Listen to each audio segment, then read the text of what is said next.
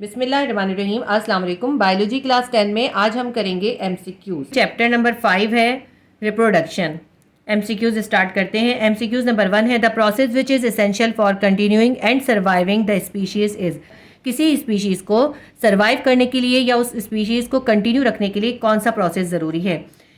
Option A है digestion, option B है respiration, option C है रिप्रोडक्शन, ऑप्शन डी है एक्सक्रीशन।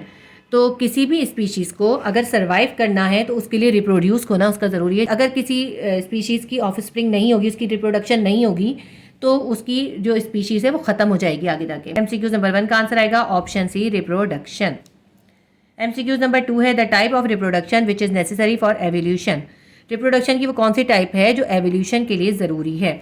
यानी देखिए रिप्रोडक्शन दो तरह की है, एक होती है असेक्सुअल, एक होती है सेक्सुअल रिप्रोडक्शन। असेक्सुअल रिप्रोडक्शन जो होती है उसमें एवोल्यूशन नहीं होता, यानी उसमें कोई चेंज नहीं होता, जैसे पेरेंट होते हैं वैसे ही सेम जो होती है ऑफस्प्रिंग होती है। लेकिन जो सेक्सुअल रिप्रोडक्शन होती है उसमें जीन्स के अंदर एवोल्यूशन आता रहता है। इन्होंने पूछा है रिप्रोडक्शन की वो कौन सी टाइप है जो एवोल्यूशन के लिए ज़रूरी है, तो रिप्रोडक्शन की वो टाइप जो एवोल्यूशन के जरिए होती है सेक्सुअल रिप्रोडक्शन। एमसीक्यूज नंबर 2 का आंसर हम लगाएंगे option C sexual reproduction. MCQs number 3 है the unicellular structure responsible for asexual reproduction without fusion is. वो कौन सा यूनिसेलुलर स्ट्रक्चर है जो असेक्सुअल रिप्रोडक्शन में बगैर फ्यूजन के रिप्रोडक्शन का रिस्पॉन्सिबल है, यानी जिसकी वजह से सेक्सुअल रिप्रोडक्शन होती है बगैर फ्यूजन के।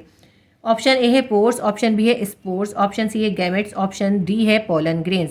देखिए गैमेट्स जो होते हैं ना वो तो सेक्सुअल रिप्रोडक्शन में होते हैं, असेक्सुअल रिप्रोडक्शन जो होती है वो स्पोर्स के जरिए होती है। तो एमसीक्यूज नंबर 3 का आंसर आएगा option B spores. MCQs number 4 है the example of stem which runs horizontally on surface of the soil produce vegetatively. इस एमसीक्यूज में हमें ये बताना है कि वो कौन सा प्लांट है जिसके अंदर वेजिटेटिव रिप्रोडक्शन हो रही होती है और उसका जो स्टेम होता है वो ज़मीन की सरफेस के ऊपर हॉरिजॉन्टली रन करता है। इसका ऑप्शन हम देखते हैं। ऑप्शन ए है मिंट, ऑप्शन बी है जिंजर, ऑप्शन सी है अनियन, ऑप्शन बी है ब्रायोफाइलम।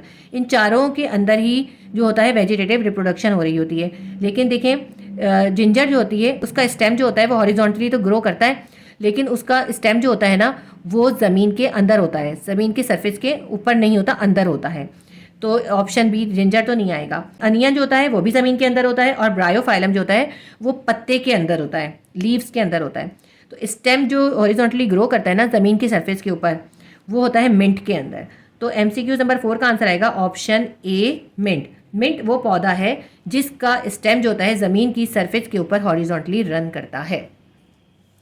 एमसीक्यू नंबर 5 है plant stem that arise from bird on the base of parent plant. Parent plant की बेस से बर्ड में से जो स्टेम निकल आता है उस स्टेम को क्या कहते हैं? ऑप्शन ए है बल्ब, ऑप्शन बी है राइजोम, ऑप्शन सी है सकर, ऑप्शन डी है रनर। जो पेरेंट प्लांट की बर्ड में से जो प्लांट का स्टेम निकलता है वो कहलाता है सकर। एमसीक्यूज नंबर 5 का आंसर आएगा option C sucker. MCQs number 6 है the type of seed production without fusion of male and female gamete is. इन्होंने हमसे ये पूछा है कि मेल और फीमेल गैमेट की फ्यूजन के बगैर जो सीड प्रोडक्शन होती है उसको हम क्या कहते हैं? ऑप्शन ए है पार्थिनोकार्पी, ऑप्शन बी है एपोमिक्सिस, ऑप्शन सी है ग्राफ्टिंग, ऑप्शन डी है स्कियोन। मेल और फीमेल गैमेट के फ्यूजन के बगैर जो सीड की प्रोडक्शन होती है वो कहलाती है पार्थिनोकार्पी। एमसीक्यूज नंबर 6 का आंसर आएगा ऑप्शन ए पार्थिनोकार्पी। एमसीक्यूज नंबर 7 है the female gametophyte of angiospermic plant is. Angiospermic plant वो प्लांट होते हैं जिनके अंदर फ्लावर्स लगते हैं। तो एंजियोस्पर्मिक प्लांट के अंदर जो फ्लावर के अंदर फीमेल पार्ट होता है ना रिप्रोडक्शन का, उसका नाम पूछा है वो क्या कहलाता है? ऑप्शन ए है एम्ब्रियोसेक, ऑप्शन बी है ओव्यूल, ऑप्शन सी है ओवरी, ऑप्शन डी है कार्पल। वो कहलाता है एम्ब्रियोसेक। एमसीक्यूज नंबर 7 का आंसर आएगा ऑप्शन ए एम्ब्रियोसेक।